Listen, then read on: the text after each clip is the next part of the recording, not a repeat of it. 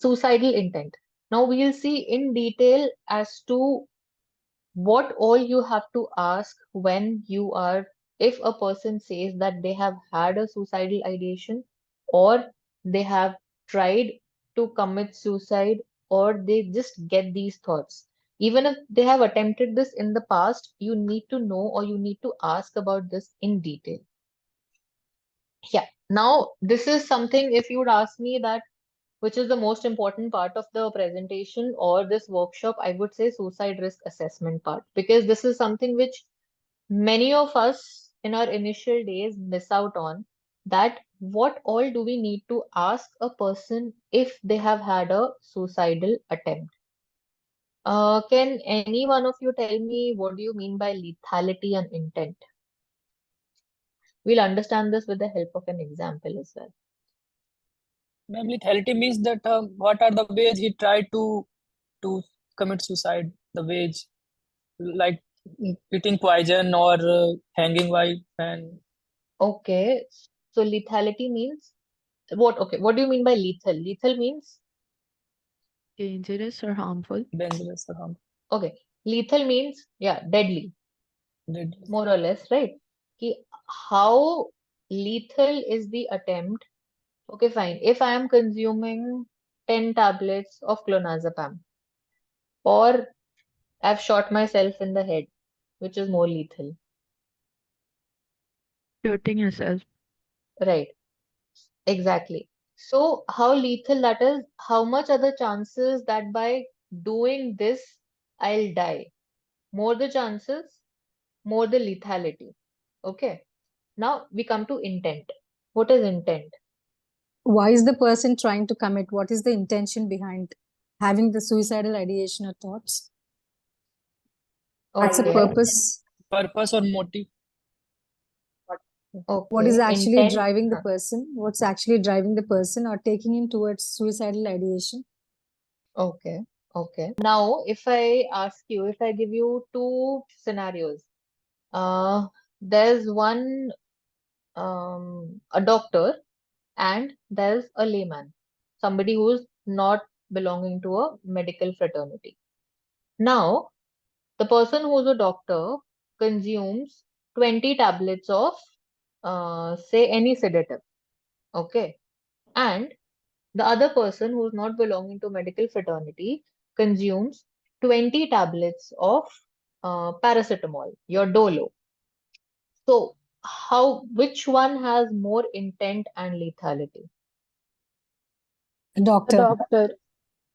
Why? He understands the purpose. He understands, okay, if I take this, if I take 10 tablets, 20 tablets of clonazepam, it's Hmm. it's going to work, show its action. But the guy who is, Okay. the other person doesn't know the repercussions, pros and cons of taking so many tablets at once. Is it like Okay. that, ma'am? I would say it's the same. I would say the Exactly. doctor and the Yeah. layman have the same intent. Maybe the the severity of the tablet is unknown because of the layman not knowing what 10 tablets of dolo can do versus the sedative. Exactly my point. I many a times because we know clonazepam, we know sedatives are much more harmful. But somebody who's not belonging to a medical fraternity does not know that taking 10 tablets of paracetamol or taking 20 tablets of paracetamol will not cause death. He does not know. So his intent is similar or same, I would say, to that person who has consumed, a doctor who has consumed 20 tablets of clonazepam, because the intent is same. The layman does not know that it cannot cause death. So he has the same intention. And even though, yeah, lethality, we know that lethality of clonazepam is much more than lethality of, Ma'am, your question was about lethality, ma'am. Your question was not I about. said which has more lethality and intent. Yes, ma'am. Acha, okay. Yeah, I think I missed out the word intent. Yeah. that's okay. I Yeah. mean, there's nothing, there's nobody here to, I'm not giving you marks on giving the right or wrong answer. That's completely fine. Okay, so these are the two things which are very much important, that how do you know the lethality and intent of the uh, attempt. So what other things apart from lethality and intent, how will you know that? What more questions will you ask from the person who has attempted and has come to you now? What are the things that you would want to know?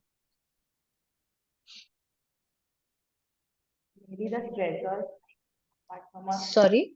stressors like the stressors that Okay, whether they have a stressor or not. What about the episode? Like, what about that attempt you would want to know? Ma'am, the Like, what guilt. all questions would you want to know about that particular attempt?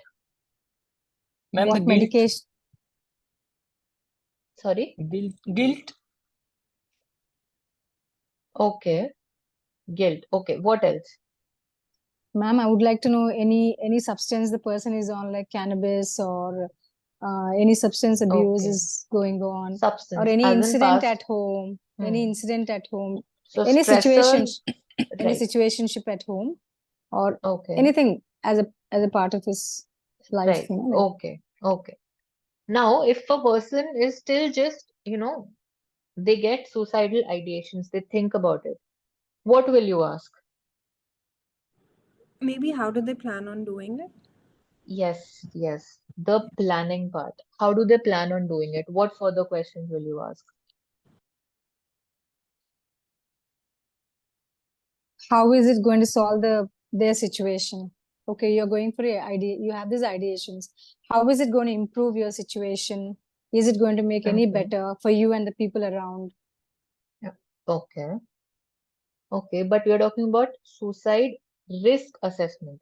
Specifically, if Okay, you want to okay. assess the risk, what further things would you want to know? Okay, so planning is one thing, that how do they plan on doing it? What else? Do they plan to harm anyone else during the process? So will that help us in telling, will that help us in assessing the suicide risk? Yeah, because I think if sometimes some people leave like a letter or a note behind, maybe they're Hmm. trying to, like blame someone, or it'll give us an idea as to why they're doing it as well. Is it the stressor? Is it internal? Is it coming from within? Is it Hmm. a situational factor? Maybe something like that. Okay. Okay. timeline when Ta- yeah, yeah. What do you mean by timeline? timeline as in when are they planning it? That will give Okay. an idea as to uh, next week whatever what is going on in their mind. That will give Hmm. severity of their or if I may say not the lethality but the severity or the extent to which they have planned it out. So, okay, this will be the place, or this is how I'm going to do it, and this Exactly. Right. Right. So their planning is something which is very important. Okay, fine. Now a person has, planned like, okay, fine. I am going to commit suicide between 5 p.m. to 6 p.m. because that is sometime when nobody is at home. 2 days back, he has gone and he has bought a rope. Yesterday, a day before, he has seen what are the ways in which, different ways in which you can tie a knot around your neck, where all you can hang, for how much time he will suffer, what are the less chance, which type of knot has more chances of compressing the cord and leading him to death. So all this planning, the more the person plans, the more the intention of the person to die. Okay. So that is one thing, that is planning. Okay. Then type of um what type he has used to harm himself? That again we have discussed, right? The third thing is, what did he do after the attempt? Now, many a times people who are just, using self-harm to gain some attention, or just to give threats about harming them so that they get their own way. Many a times, what they do is that, okay, they'll keep the door open. Okay. Then they'll take 2, 3 tablets. Then they'll go out and then they'll tell their parents that I have done this and this. Okay. This is one scenario. Another scenario is the person has locked the door. He has taken some 3, 4 tablets, and then he doesn't come out. He has not gone and informed anybody about what he has done. So what you do after the attempt also becomes very important. Somebody has come with you with the cuts on hand. Now, whether it is deep, it is not deep, that is secondary. But what they have done after cutting their hand is important. Whether they have isolated themselves, locked themselves, or they have done it when nobody was around, or they have kept the door open, they have gone out, they have told their family members. So that also will give you some idea about what is the intent of the person. So this planning and the attempt, the type, what they have used, as well as the post-attempt behavior. These are three things which help you in coming to a conclusion in little difficult cases when you are not able to figure out whether the attempt was a serious attempt, or, whether what are the chances that the person might commit again, and that you need to focus on. So this is something which is I cannot stress on, something very important which you cannot miss in any small attempt of the um, self-harm. Okay, so this is what all we have discussed. It just mentions here that current presentation, you need to know what are their plans, their behaviors, their intent, what specific method they used. Are there any reasons for living, or what are their plans for future? Are there any substance use, which you guys already told me? What were their thoughts, plans, or intentions of violence towards others? Whether they have any psychiatric history or not, that also, whether there were any previous attempts. If there were previous attempts, you need to ask the same questions about the previous attempts as well. Whether there were any medical diagnosis or treatments or surgeries which were done. And apart from all these, apart from, the history, the psychosocial situation also plays a very important role. Whether there have been any interpersonal losses or financial difficulties, or there have been sudden drop in the socio-economic status, there are family discords or domestic violence, all these things which you guys clearly told me while discussing. Also, okay, before we go to the next slide, can you tell me if there are any protective factors for suicide? Something which might protect us or somebody from committing suicide. Are there any such protective factors? Who all are dependent upon the person, or whom they are close to. Ma'am, could you Okay. elaborate the question, please? I didn't get it properly. Could you Okay. elaborate the question, We please? we tell that there are certain risk factors for suicide, right? Yes, We ma'am. know what risk factors are.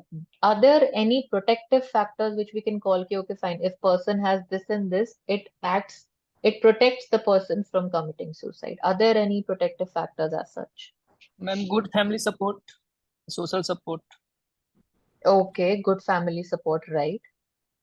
There was And somebody else counseling talking about could, responsibility, Yeah, right? What do you mean by that?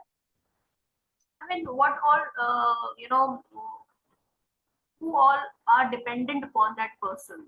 Okay, the loved ones. Let's say, for Hmm. example, a person has been fired. Now he might be having wife, children.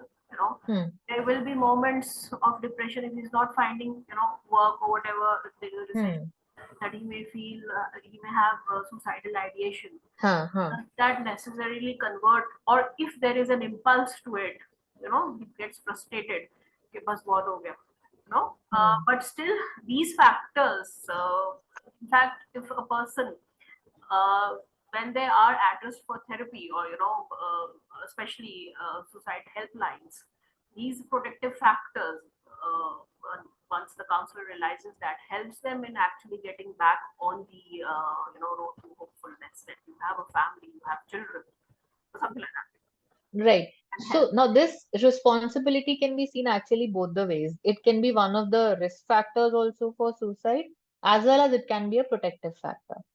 Okay. What else?